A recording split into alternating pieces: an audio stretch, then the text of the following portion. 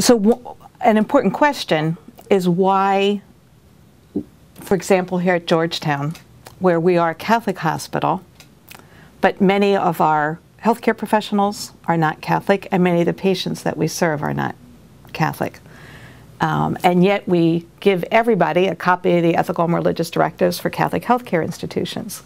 For me, that's an institutional integrity action, because the Ethical and Religious Directives, which were commissioned by the Catholic Confraternity of Bishops, that activity was done to say, who are we as a healthcare institution? If we're Catholic healthcare, what do we look like? So when I say ethics is a formal study of who we ought to be in light of our identity, we need to know what the identity is.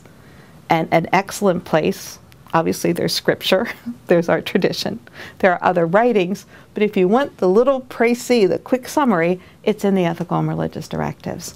So I think it is important to read because these are our guidelines. This is who we need to be if we're going to be true. One of the opening paragraphs, which I oftentimes cite in the Ethical and Religious Directives, says when we think about scientific progress, it can either be an instance of true moral progress, or it can violate our God-given human dignity. And I always use that line to say to healthcare professionals and researchers, we have intelligence and we have experience, and we're meant to bring that to bear. So take something like prenatal genetic diagnosis.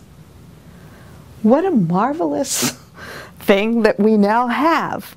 But is every use of that a good use? Is this whole notion toward thinking about having children and introducing quality control measures, is that a good thing? And I mean, we always say in healthcare ethics, because we can do something doesn't automatically mean that we should do it, that we should do it for this couple in this situation.